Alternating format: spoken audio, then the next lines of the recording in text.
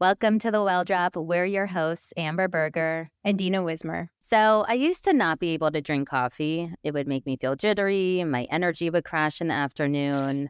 Always in my 20s, I always opted for tea over coffee. Does that sound familiar to you, Dina? I was always a tea drinker until the pandemic. And we've talked about this on the show before, but all of a sudden I had 3 kids homeschooling and life was crazy. And I found that I needed coffee. But yes, it didn't always make me feel my best. But I did start reaching for that. And to this day, still do. It's funny. The same thing happened to me. I definitely needed that extra jolt of energy to sort of power through. And I can't believe it's already almost 4 years ago. But I didn't realize that my symptoms from when I was younger could have been from the quality of the coffee, not just coffee itself. I just sort of like dubbed coffee in a bucket of like, oh, I can't drink coffee. It doesn't work for me. But then during COVID, I really started exploring coffee again. And I started to realize that there were clean coffees out there, which we will dive into today. And I learned that when coffee is consciously crafted for your health, there is a difference you actually can feel and taste. And so now I am a coffee addict, and so is my husband. It is like a daily ritual that we thoroughly enjoy, and it's a big part of my morning routine. And it just really puts a smile on my face every day. I love it so much. So if you're like Amber and me that love coffee, we're going to dive into today what is in your coffee? Why does it matter? How can you upgrade your coffee routine to put only the best and cleanest products in your body? Because as we know here at the Well Drop, habits are hard to change and there's so much information out there. And so we want to drill down and make it easy and not confusing or overwhelming. This is exactly what inspired Andrew Saltzbury to start Purity Coffee, the first health-focused coffee brand. We love Purity Coffee's mission to improve the world's health through coffee. And it just makes me feel so good drinking their cup of coffee. I am personally a big fan, and I'm so excited to introduce you to their coffee. And I feel really good about drinking it, just knowing their rigorous standards for their coffee.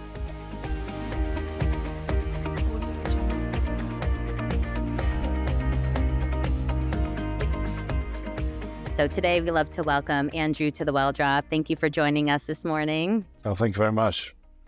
Great to be here. So we'll just jump right in. On your website, it states coffee is one of the healthiest foods in the Western diet. What are coffee's health benefits for those who don't know? Yeah, I think probably the first focus needs to be the antioxidants in coffee. So coffee is the richest source of antioxidants in the American diet for a couple of reasons. One, it's the supplement we never forget to take, meaning like every day people drink their 2-3 cups of coffee a day.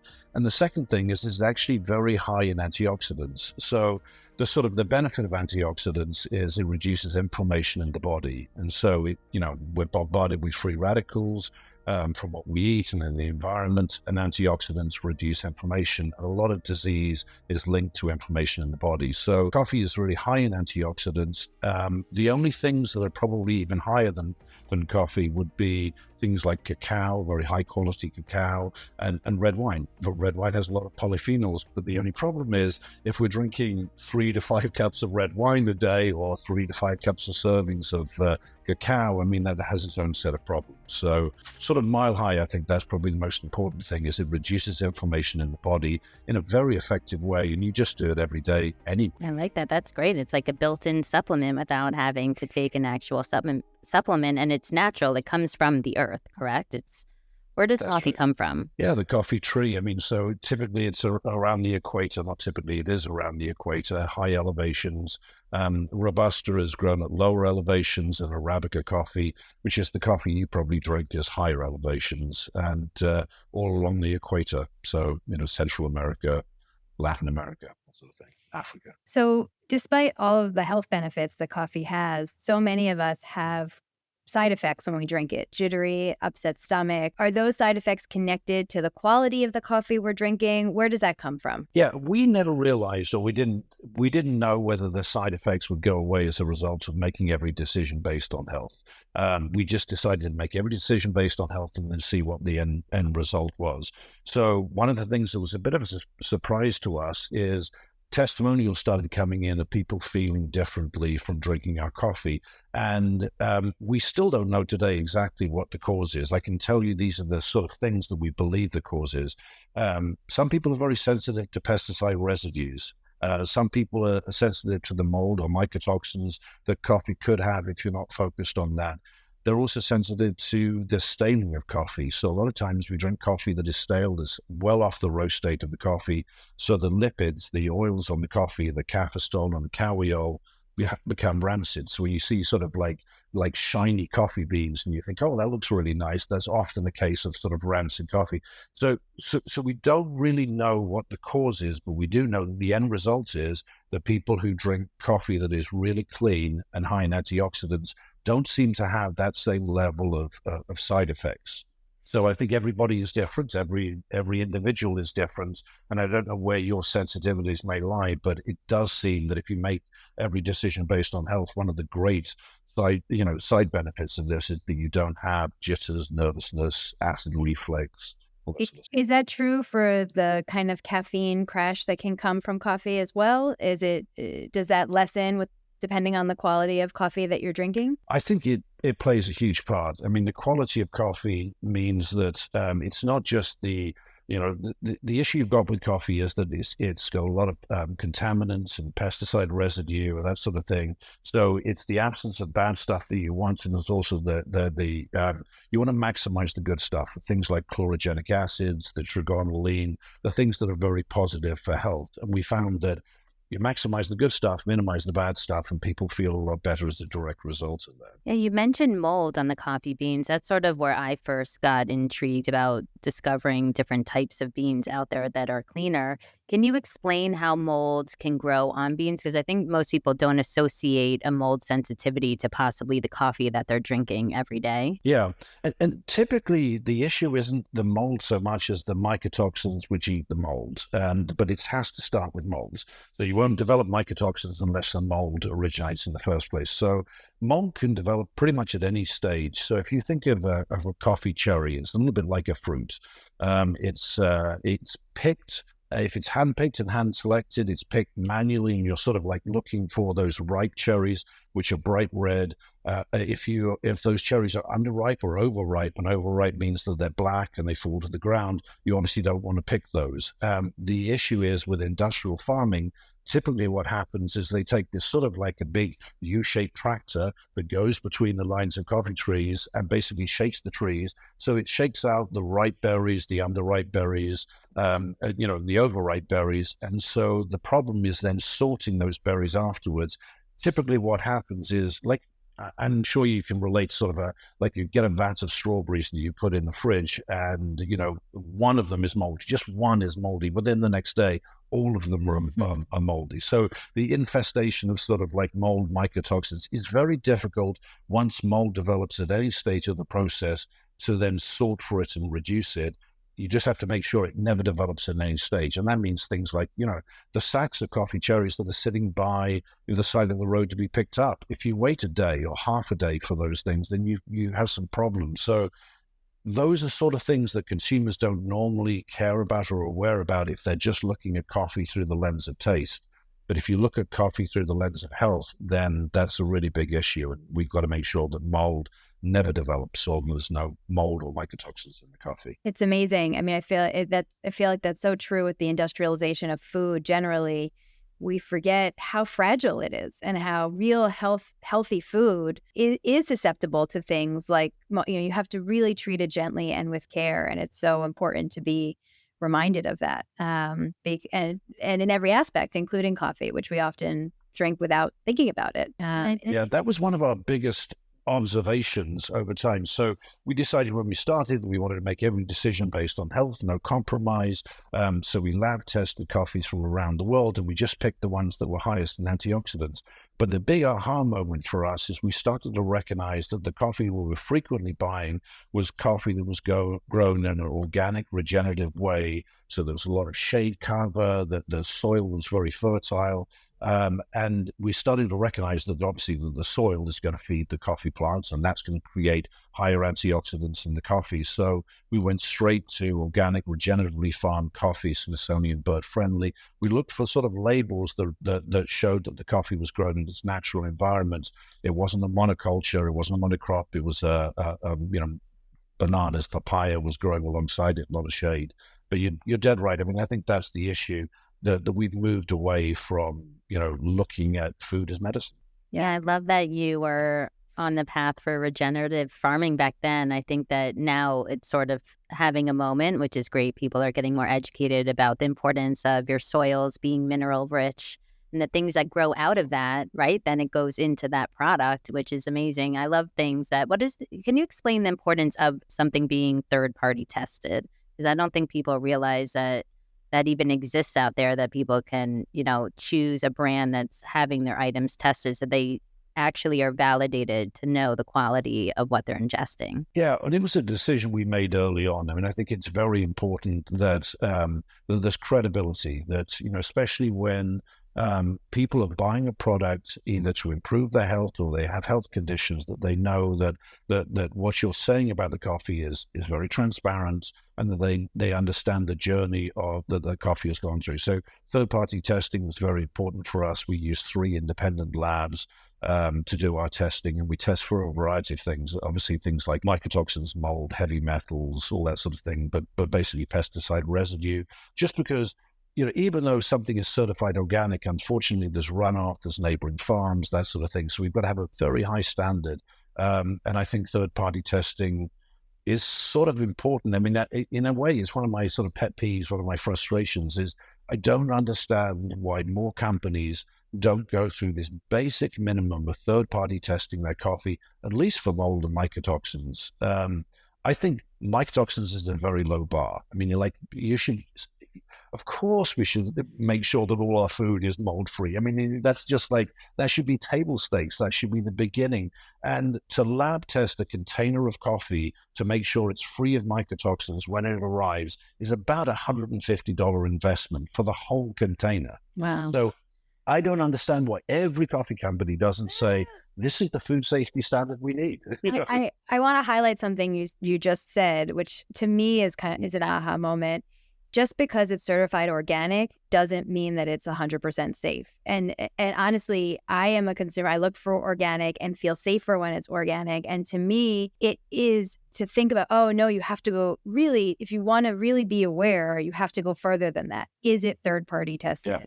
Is a huge aha moment, because we're so used to, oh, it's in a green box, it's healthy. I mean, the marketing is so genius. And unfortunately, organic and, when it comes to eggs, cage-free, there's so many terms that now maybe make us feel safe, but don't actually make us safe. And I think what you just said to me is, oh, wow, we really have to do our research as a consumer. And you can't just take the label at face value. And that's a huge, I think, for a huge thing to remember as a consumer. Yeah, our mission is to have people to own their wellness. And because there's so much out there, I was laughing to myself. I think those larger companies, they don't want to even spend, it's $150 for a container is crazy, because they don't want to know the results, because I'm sure the results are not going to be in their favor. And so that's exactly it. For people to really take that extra step. And if they're in the grocery store, I just order a lot of things online. I think that's easiest. You don't even need to go to the grocery store to get the best product, and at a good price too, depending on how you want to purchase in bulk or not. And to really learn about the companies that you are using on a day-to-day basis, because you as a person should have high standards for yourself, right? And especially anything that you're using daily or ingesting daily, you want to know where it's coming from. And I think we've put so much trust and faith out there into other companies.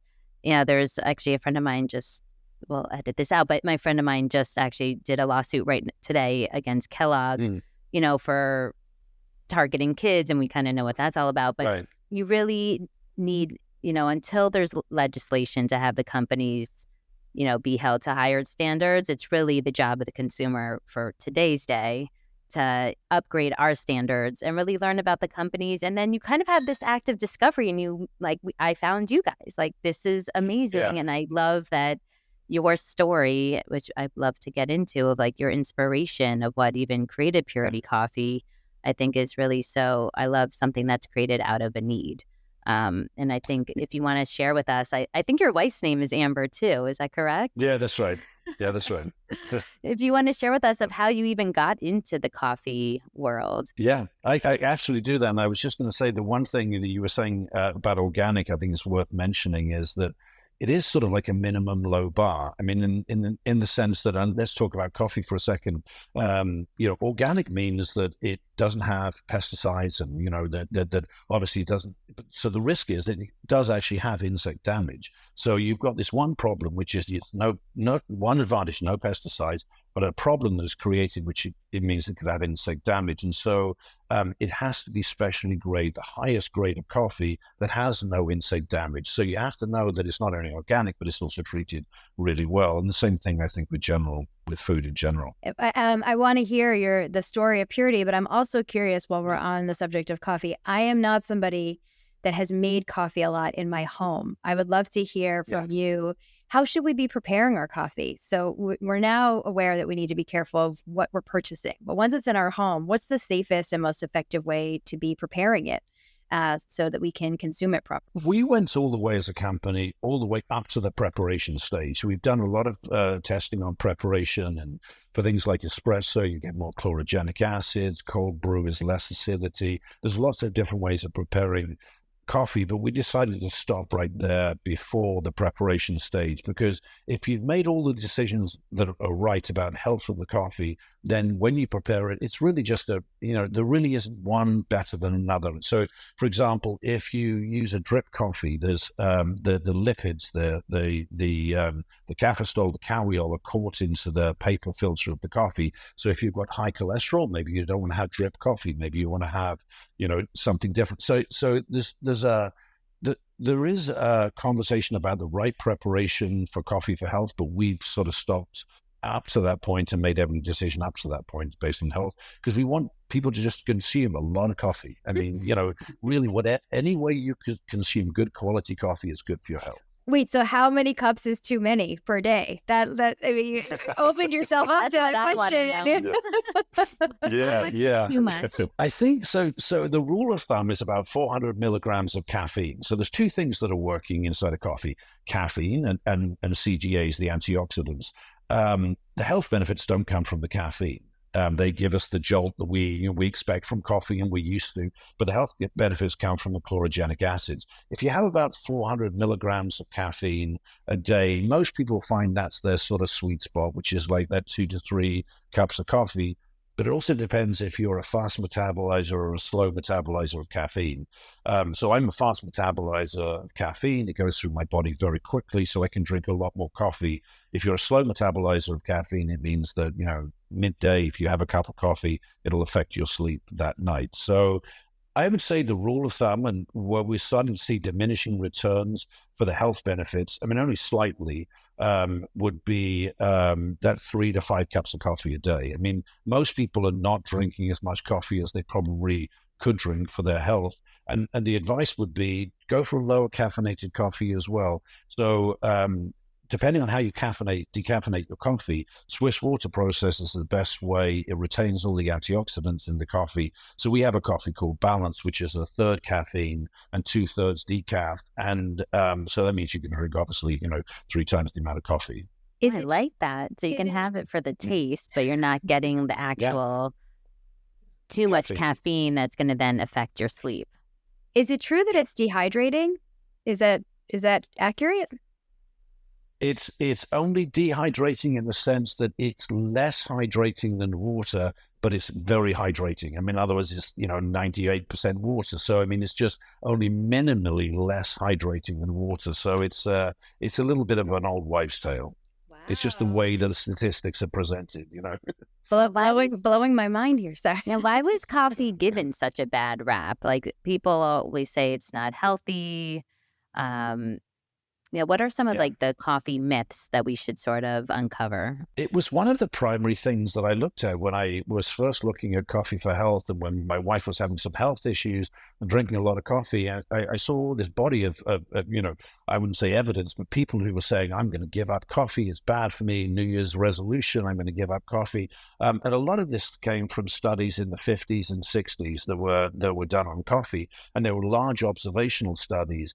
But at the time, in the 50s and 60s, doctors were prescribing cigarettes. Alcohol was just, you'd have a martini when you came back at 5 o'clock. I mean, our culture has changed. They used those. They didn't sort for the fact that people were coffee drinkers, but also smokers and heavy drinkers. And so they linked coffee consumption with, well, these people seem to have lung cancer. And, and so it was one of the things the World Health Organization sort of put a warning flag on to say, maybe coffee is carcinogenic. And one of the people on our advisory board, Professor Adriana Ferrar from the University of Brazil, she was the person who changed the World Health Organization labeling so that coffee was actually preventative and had a positive advantage for 6 forms of cancer.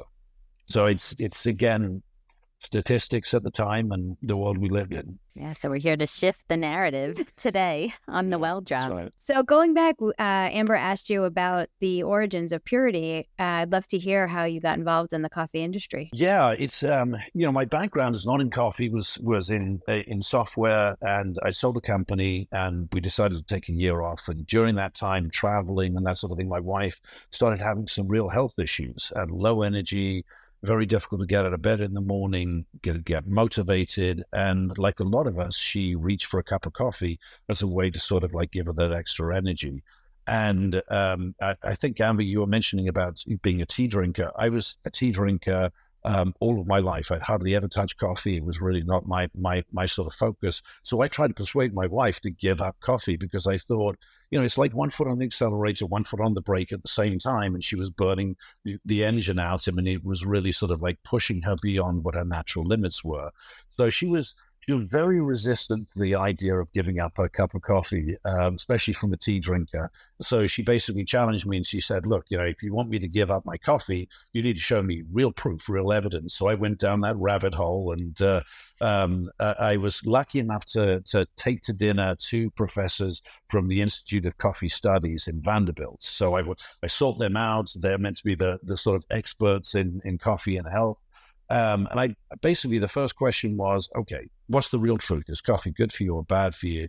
And they gave me this long shopping list of all of the health benefits of coffee, from prevention of liver disease, type 2 diabetes, heart disease, 6 forms of cancer. I mean, the list goes on and on because of the antioxidant quality.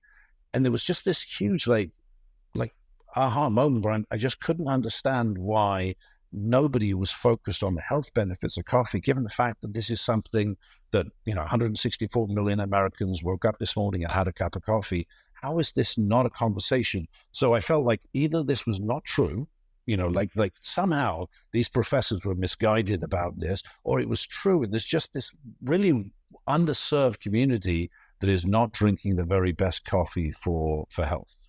So I had to eat a little humble pie with my wife. and it is amazing when you say Americans, but really it's not just Americans. Coffee is all over the world and such an important part of so many cultures. And usually to me, when I think about something that has health benefits, if something is that deeply rooted all over the world in cultures, that it must have started with some health benefit, and probably, as many things do, become corrupted over the years. So it makes perfect sense that in its purest form, the reason that it became so prevalent is because it helped us grow as humans. It had health benefits. So it's always amazing to me how it comes back. If you're seeing it as part of, religions and cultures and everything all over the world, there is a reason that existed. And it's just amazing to me that it's true with coffee as well. And also that I think we were drinking better. Sorry, go on.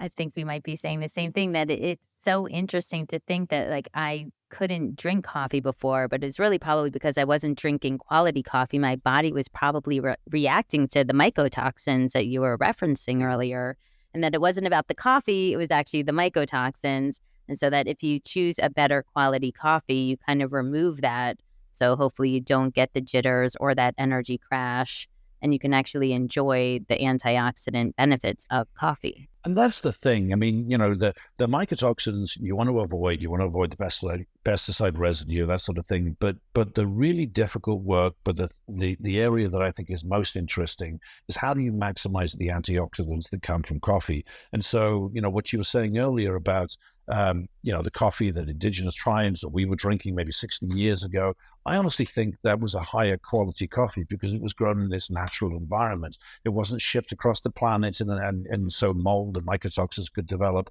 And also, I think, we were just eating a very natural organic food. So, my sort of what I suspect is that we were drinking better quality coffee back then. And I'd like us to get to that, at least with purity, focus on just maximizing the antioxidants in the coffee, which comes a lot from the soil and also comes from the roasting of the coffee. Yeah, getting into actual purity coffee, can you tell us the different types of coffee that you have? Do you have a ground, bean, just so we can cover all the different types in somebody's home? Yeah, so it's basically our focus is this.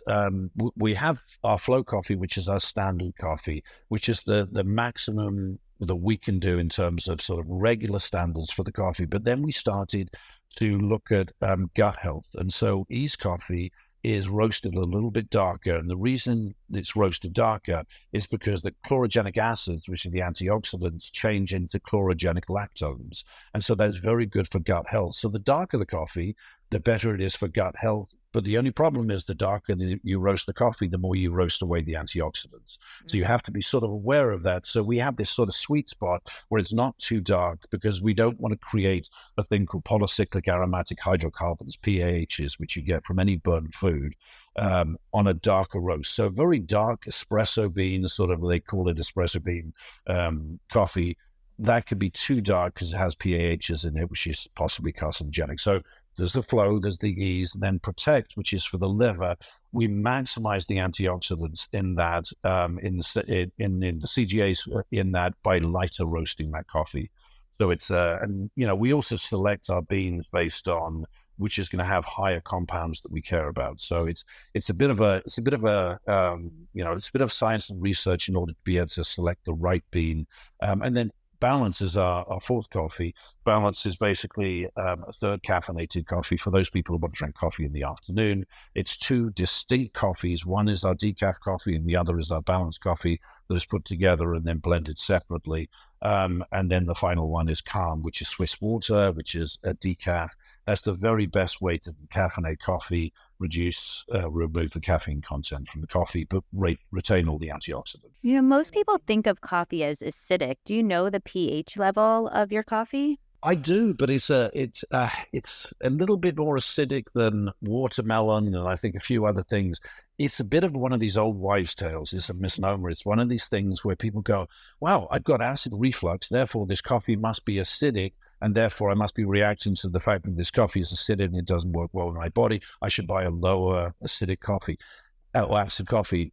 The chlorogenic acids you want are good. I mean, they are more acidic, but it's not the acidity in the coffee that gives you heartburn. It's all of this sort of like the imperfections, the mold, mycotoxins, heavy metals, that sort of thing, that is a result of that. But then, there's a whole industry of selling you low acid coffee, but it's not the acid in the coffee that causes the health. You're blowing my mind all over the place. My husband has acid reflux and doesn't drink coffee, so he drinks soda, Coke instead, and I yell at him all the time. I said, that's not good. It's awful for you. It's awful. It's an awful example for the children. It's so bad.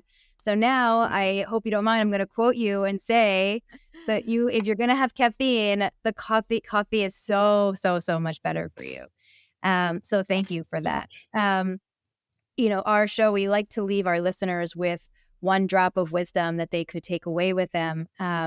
For coffee and for Purity Coffee, what would be the one drop of wisdom that's the priority for listeners to take with them today? I'll do two really quick ones. I think the first one is we should As customers, we should demand that all of our coffee is tested to be free of mycotoxins. It's so cheap. It's so easy. Let's just ask our coffee company, whether you buy Purity or any other coffee, it's just the cheapest test. And all we'd have to do then to improve the standards all the way at the farm level is just ask for it as consumers. And we'll make sure the coffee industry will make sure that it follows food safety practices. I mean, that's just a low bar. Everybody should do that. You should have mold-free, mycotoxin-free coffee as a minimum, all coffee.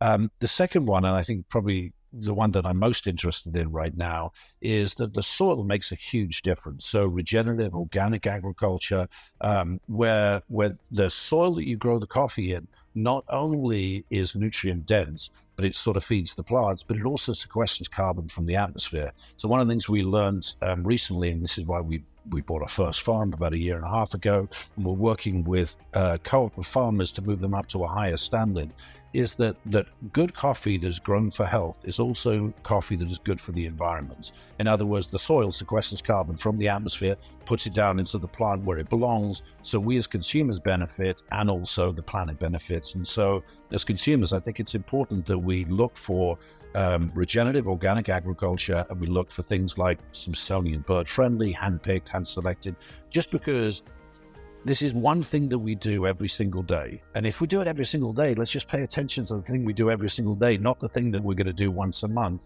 It just feels like that's the area that we should concentrate on. I think that's such great advice. And definitely, for those out there who may not be coffee drinkers, we definitely suggest giving it a try and report back if you feel different on, a cleaner coffee. We're excited that we can offer our listeners today 25% off your very first purchase of Purity Coffee with the code WELLDROP. Go to puritycoffee.com. Andrew, this has been such an enlightening conversation, and I think this will be eye-opening for so many out there, and hopefully bring back some ex-coffee drinkers and bring on some new coffee drinkers as well. Audio Jungle.